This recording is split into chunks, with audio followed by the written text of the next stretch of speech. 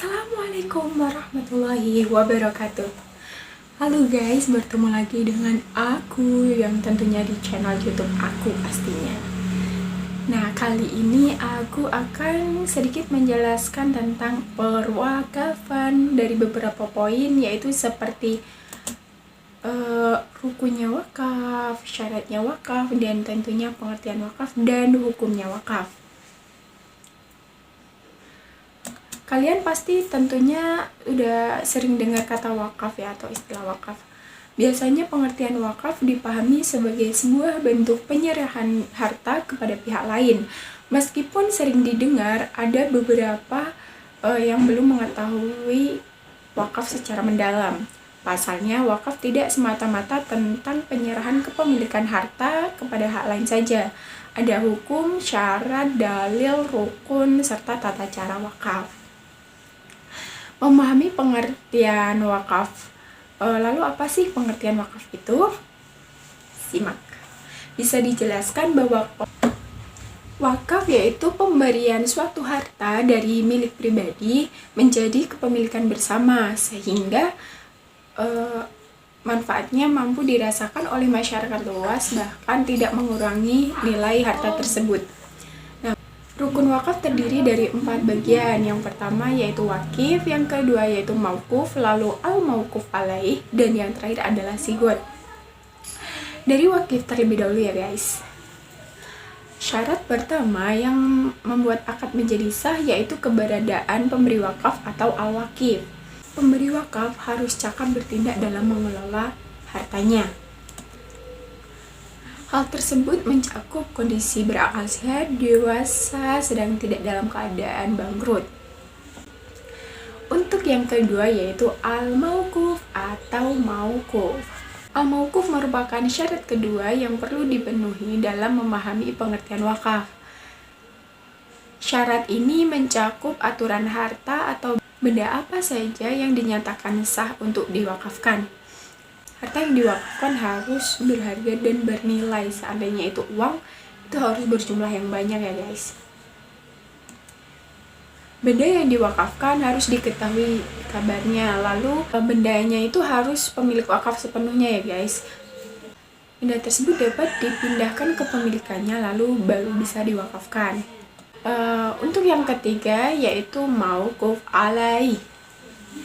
Selain pemberi wakaf dan harta yang diwakafkan, syarat selanjutnya yaitu wajib ini harus ada penerima wakafnya atau al-mauquf alaih itu. Penerima wakaf bisa datang dari individu maupun kelompok tertentu. Penting bagi penerima wakaf untuk berada dalam kondisi yang sehat secara jasmani maupun rohani. Hal tersebut diperlukan agar penerima wakaf dapat memanfaatkan harta yang diterima secara bijak dan tidak memiliki tujuan maksiat. Benerin dulu kameranya, bentar ya. Kayaknya udah pas. Lanjut ke rukun yang keempat yaitu sigot. Nah, sigot itu merupakan kayak deal-dealan gitu loh guys. Pemberi wakaf harus menyatakan secara jelas bahwa tujuannya itu pasti, tujuan memberi wakaf itu pasti untuk bermanfaat bagi semuanya.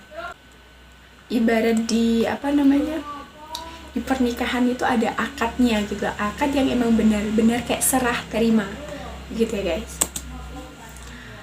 Kita lanjut ke syarat wakaf ya. Syarat wakaf ini kan terdapat 8 poin ya. Nah, di syarat wakaf ini tuh 4 poin awal itu ya, sudah saya sebutkan pada rukun tadi. Syarat wakaf itu ya harus ada rukun, yaitu 4 tadi. Jadi karena totalnya 7, masih ada sisa 8 deh, totalnya 8 berarti masih sisa berapa ya? 4. Oke, yang kelima ya, berarti ini langsung poin selanjutnya setelah rukun yang telah menjadi syarat. Syarat yang kelima yaitu benda. Nah, bendanya itu harus ada, benda ataupun harta yang mau diwakafkan itu harus ada. Lalu syarat yang selanjutnya itu benda atau barang yang diwakafkan itu harus bernilai atau berharga, atau seandainya uang ya itu harusnya jumlahnya banyak ya, biar bermanfaatnya itu enggak ini apa ya, harus bermanfaat banget gitu. Nah, untuk syarat selanjutnya yaitu peruntukan wakaf. Apa itu peruntukan wakaf? Syarat wakaf yang harus dipenuhi adalah kejelasan tentang peruntukan wakaf itu sendiri. Harta benda yang diwakafkan harus bisa disalurkan secara baik oleh penerima wakaf untuk keperluan masyarakat luas berdasarkan jumlah harta yang tersedia atau diterima itu. Dan pada syarat yang terakhir, ini adalah jangka waktu. Dalam syarat untuk menyempurnakan ibadah wakaf, ketentuan jangka waktu juga perlu diungkapkan sedari awal.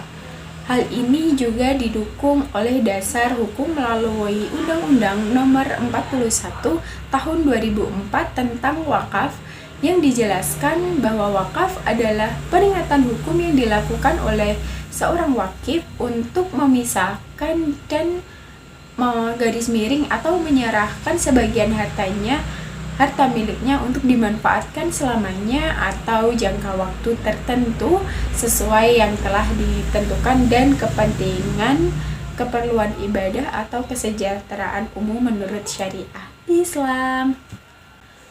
Nah, untuk yang terakhir, hukum wakaf. Hukum wakaf ini terdiri dari banyak ya, cuman di sini saya akan menjelaskan 3 dari Quran surah aja. Yang pertama yaitu sebentar. Oke, saya tadi udah mengambil Al-Qur'an. Di sini saya akan membacakan Quran surat Al-Baqarah ayat 267. Bismillahirrahmanirrahim. Ya ayyuhalladzina amanu anfiqu min thayyibati ma kasabtum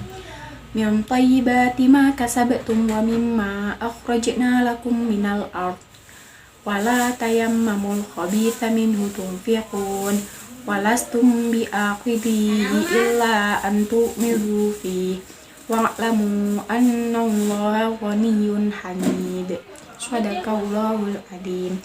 Yang artinya di sini adalah, wahai orang-orang yang beriman, infakkanlah sebagian dari hasil usahamu yang baik-baik dan sebagian dari apa yang kamu keluarkan dari bumi untukmu. Yang kami keluarkan dari bumi untukmu, berarti yang Allah keluarkan dari bumi untuk kita. Janganlah kamu memilih yang buruk untuk kamu keluarkan, padahal kamu sendiri tidak mau mengambilnya, melainkan dengan memicingkan mata enggan terhadapnya. Dan ketahuilah bahwa Allah Maha Kaya dan Maha Terpuji. Nah, pelajaran yang dapat diambil dari surat Al-Baqarah ayat 267 yang telah saya bacakan, yaitu kewajiban mengeluarkan zakat dalam harta yang diam atau tidak bergerak, baik berupa emas, perak atau yang serupa dengan keduanya dihasilkan dari bekerja, lalu hewan ternak seperti unta, sapi, dan kambing. Semua itu masuk ke dalam cakupan firman Allah, apa yang kamu hasilkan, tanda kutip, dengan syarat memperhatikan haul dan sampainya nisab. Begitu juga pada barang Allah yang tercakup pada kata sesuatu yang pergi. Buruknya mengeluarkan infak dari sesuatu yang jelek dan meninggalkan hal yang baik. Lalu pada surat Al-Baqarah ayat 261, Bismillahirrahmanirrahim. Mathalul ladzina yunfiquna amwalahum fi sabilillahi kamathali habbatin ambatat sab'a sanabil fi kulli sumbulatin mi'atu habbah wallahu yudha'ifu liman yasha wallahu wasi'un alim. Yang artinya, perumpamaan orang-orang yang menginfakkan hartanya di jalan Allah seperti sebutir biji yang menumbuhkan 7 tangkai. Pada setiap tangkainya ada 100 biji. Allah melipat gandakan bagi siapa yang Dia kehendaki dan Allah Maha Luas serta Maha Mengetahui. Pada surat Al-Baqarah ayat 261 ini, Allah Ta'ala memberitahukan dan memotivasi untuk berjihad dengan harta benda sebelum berjihad dengan jiwa, karena mempersiapkan peralatan dibutuhkan pertama kali, kemudian baru kebutuhan orang yang kedua. Sesungguhnya permisalan harta yang disedekahkan oleh orang mukmin di jalan Allah di sini maksudnya adalah jihad bagaikan biji yang tumbuh, bertambah banyak dan berlipat ganda. Biji gandum atau padi yang ditanam di tanah yang subur akan menumbuhkan 7 bulir. Sehingga dari 7 bulir itu terdapat 700 biji yang berasal dari satu buah biji. Begitu juga 1 dirham yang disedekahkan seorang mukmin di jalan Allah SWT akan dilipat gandakan menjadi 700 kali lipat dan bisa dilipat gandakan menjadi lebih banyak lagi. Hukum wakaf yang terakhir yaitu dari surat Ali Imran ayat 92 di awal juz 4. Ayat ini merupakan firman Allah kepada hamba-hambanya untuk menginfakkan harta pada jalan-jalan kebaikan. Orang yang lebih mencintai Allah akan rela mengorbankan harta yang dicintainya dengan menginfakkannya di jalan-jalan yang diridhai Allah. Termasuk ke dalam menginfakkan harta yang dicintainya adalah berinfak ketika orang yang berinfak membutuhkannya dan berinfak ketika kondisi sehat dan berat mengeluarkannya dalam kondisi di mana ia khawatir miskin dan mengharap kaya. Ayat ini menunjukkan bahwa tingkat kebajikan seorang hamba tergantung sejauh mana beliau menginfakkan harta yang dicintainya. Agar tidak ada kesan bahwa menginfakkan harta jika tidak seperti yang disebutkan tidak bermanfaat, maka Allah SWT menerangkan bahwa apa saja yang kita infakkan, besar maupun kecil, dicintai atau tidak, maka Allah akan membalasnya sesuai niat yang menginfakkan itu, sehingga dia pun akan menerima balasannya. Oke, baik teman-teman penonton sekalian, mungkin hanya itu saja yang dapat saya sampaikan pada